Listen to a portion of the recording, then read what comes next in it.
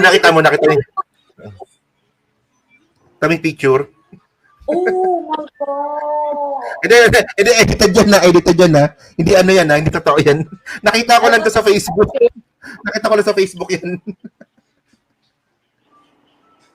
So, guys, ito, wait. viral tong picture na to sa Facebook, no? Si Hanelet at si Ipe. Takero. Oo. Ako magiging si Christy Permin muna ako for this moment. Alam niyo ba?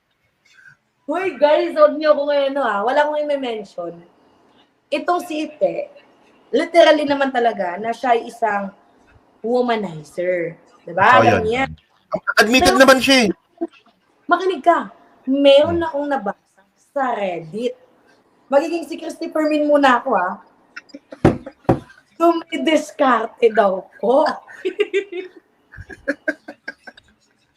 Uy! Tatakero, mamaya makasuwan ako sa ginagawa ko. Ilan yung viewers natin? 1616. 16. Go. Pero alam niyo, hindi, wala naman tayo kinu-confirm dito eh. May kinu-confirm ba? Wala naman eh. Pero, walang confirm yan ha. Napag-uusapan lang natin ito, nakakatuwan lang kasi natin. Hindi, ito. Disclaimer muna tayo bago natin pag-usapan si Ipe. Disclaimer lang to. Kaya natin pinag-uusapan si Ipe. Tatakbo kasi siyang senador at babaero po siya. Ayun yun. Ayun lang talaga. Tsaka wala siyang alam. Hindi to personal. Lang, makinig kayo. Pag umupo bilang senador, itong si Ipe, instead na paglingkuran, ang mamamayang Pilipino, baka mamaya ang paglingkuran niya, yung mga kipay na mga kababaihan na gusto niyang, eclabush, blah, blah, blah. Sure. So, ayun ang point. Hindi to personal na paninira kay Ipe. Ito ay criticism sa kanya. Tatakbo siyang senador, babaero siya at wala siyang alam. Ayun talaga yun. Ayun ang point yan. Oo. Sino dito yung mga ini-emphasize yung woman empowerment? Diba? Yung mga kababaihan. So, I think kailangan nating bumoses. Kasi diba alam ko naman may mga viewers dito na iniwan, sinaktan, na heartbroken, ganyan. Niloko dahil sa mga walang kwentang lalaki. Yan. So ngayon, diba kung naranasan nyo na, based sa mga experience niyo, huwag nyo nang dagdagan sa Senado. Huwag nyo nang diba? Anak niya nga, hindi niya paglingkuran ng maayos. Hindi nga nakakapag-sustento according kay Chris. Ginagawang katatawanan pa. Itong si Chris Aquino, every time na nagkakaroon ng mga, tawag doon, yung mga stage na kung saan nag-ano sila ng mga platform nila. Diba, mga meeting di advance. Ginagawang biro yung dati niyang asawa. So, tapos nakikipagbubugan pa yan. May captain, allegedly, diba? So, ano pa yung mapapala natin? Wala nang matinding background. Wala nang maayos na pamilya. Diba? Alam niyo pa So, ba't pa tayo mag-i-insert ng isang walang alam? Ano yan? Robin Padilla II? Pag may hearing, iiyak na lang? Pag walang maisagot? Ganon? May pamilya ba si Ipe? Kumpleto ba pamilya niya? May asawa, may anak? Hindi ko alam eh. Parang wala, no? Hindi, dyan sa 1,600 na nanonood, no? Ano ba? Kumpleto ba yung pamilya ni Ipe? Kasi parang wala akong nababalitaan. Kasi si Abalos, ang alam ko si Abalos, diba, asawa niya, mayor. Mayor ng Mandaluyong ngayon. Si Menchi Abalos. Tapos meron siyang anak na 6. 6 anak nga alam ko eh. So, kumpleto pamilya ni Abalos. So, syempre, hindi sasaan kasi, no? Para makatakbo bilang senador, dapat maayos din yung pamilya mo. May own opinion lang yun, ha? May own opinion lang. Si Ipe, di ba? I think Ipe, wala better. Hindi, Takero, makinig ka. Kung ako yung tatanungin, much better na ayusin muna ni Ipe yung pamilya niya, bago niya ayusin yung bansa. Kasi kung yung pamilya mo nga hindi mo maayos, bansa pa kaya? Uy, Ipe, wag mo na kami pinaglololoko. Ikaw kasi bilang babae, no? Bilang babae. Yung ginawa ni Abalos dito kay Alice Guo na, 'di ba? Na nirespeto niya kahit siya ay akusado, 'di ba, sa Pogo. Tapos yung pagtatanggol ni Abalos dun kay Kibuloy, dun sa mga biktima ni Kibuloy. Di ba naalala mo yun, di ba? Alos maluwa-luwa pa si Abalos noon. Nung kinukwento niya yung alias Amanda ba yun? Yung tama ba? Nakalimutan ko na kasi matagal na, no? Di, pero, di ba, tingin ko isa ito sa mga dahilan ko bakit inendorso siya ni ni Ai at saka ni, pangalan nito, ni Lenny. Yeah. Sa tingin ko yung advocacy niya sa mga babae. Ako kasi bilang babae kasi, yung ginawa niya na, 'di ba, doon sa way na pinagtanggol niya yung rights ng mga kababaihan doon sa pang-aabuso allegedly ni Pastor Apollo Kibuloy. Malaking impact na 'yon. Isa sa rason. Actually, ano na 'yon? Hindi na allegedly 'yon. Walang sa dami ng mga minolesyon ni Kibuloy. Tatan pa din tayo sa rule of law. Siyempre, pa din.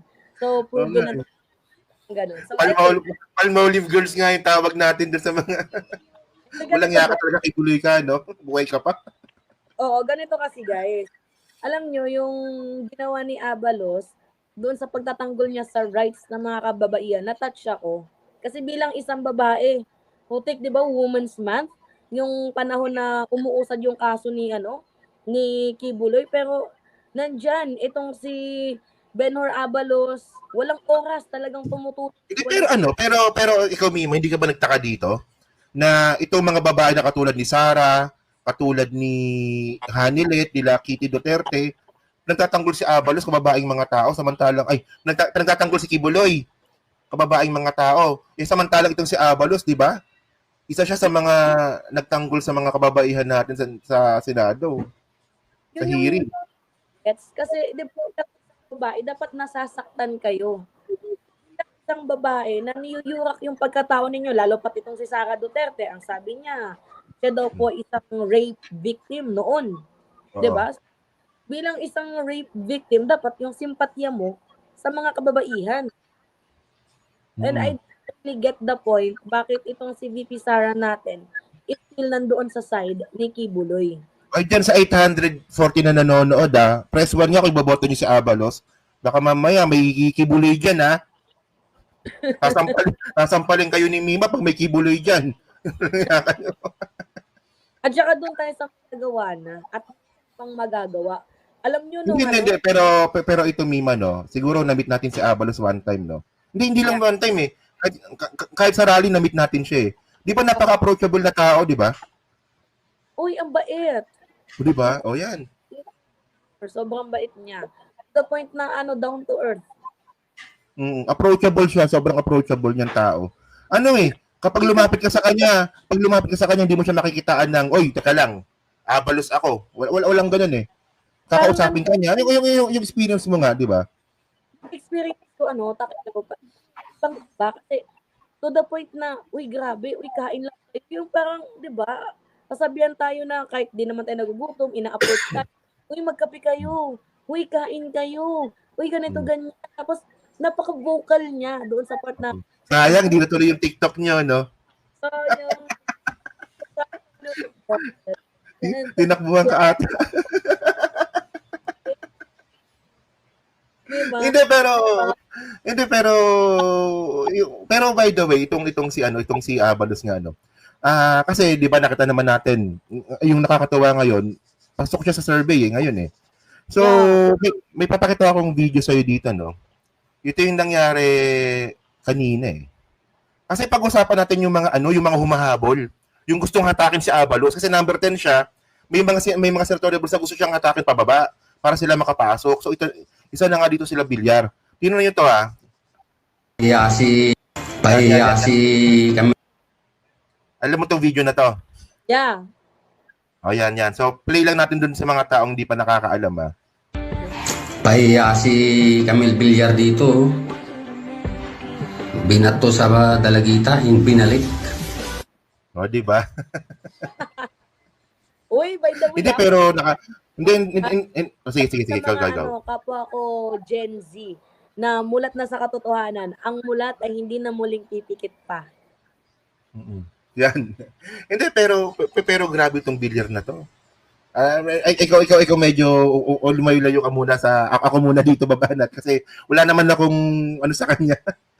Hindi kasi malupit tong bilyar kasi naalala ko yung sinabi ni pangalan nito, ni yung dilawan na kalbo, si Llamas. Oo. Si Ronald Llamas. Sabi ni Llamas kasi ngayon 'di ba mayroong issue sa prime water. So sabi ni Llamas, kaya bang ng political will ni PBBM na na gawan ng paraan itong mga bilyar kasi bumaliktad from alyansa biglang Sara, di ba? Tapos ang tanong ba kaya ba ng mga politikong nakikinabang kay bilyar na na na ipitin yung prime water. Meron siyang tanong si Lamas na ganun. Sabi ko, teka, parang relate ata ako doon Sabi ko ganun. Hindi lang siya pati politician kasi may mga nakikinabang talaga kay bilyar. So, mabigat talaga siya Si Risa Ontiveros, pinupush yung si Risa, oo nga pala, oo. Push yung investigation sa prime water. Malamang di siya nakikinabang sa mga bilyar. Kaya siguro. Ganito kasi, itong mga bilyar, according lang sa aking nalaman, kahit mga kalaban nilang senador or mga nasa mababang lokalidad, kalaban man o hindi, nagbibigay sila. Kasi, kala ko di mo nasabihin yan diba? Akala ko, ano mo sa... Sige, sisigundahan kita dyan, sige. Ano kasi yan, nalaman ko lang, according to my friend, kasi, wag man or hindi, binibigyan nila kasi it's a matter of vote. Diba? Ito, dadagdagan kita dyan. Dadagdagan kita dyan kasi akala ko mag-ano ka yung magpipreno ka pero dadagdagan kita dyan. Yung bilyar po kasi tumataya po yan both sides. Kunwari meron tatakbong congressman, governor, vice governor, mayor, tataya po sa parehas na yan. Tataya sa kakampiyan doon sa kabilaan, manalo o matalo, panalo pa rin sila. So ayun ang tanong dito, kaya ba ng mga politician na banggain na pinakamayaman na tao sa buong Pilipinas?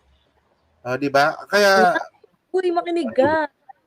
Si Digong pa-aresto na dating presidente. kaya nga, 'di ba? Kaya nga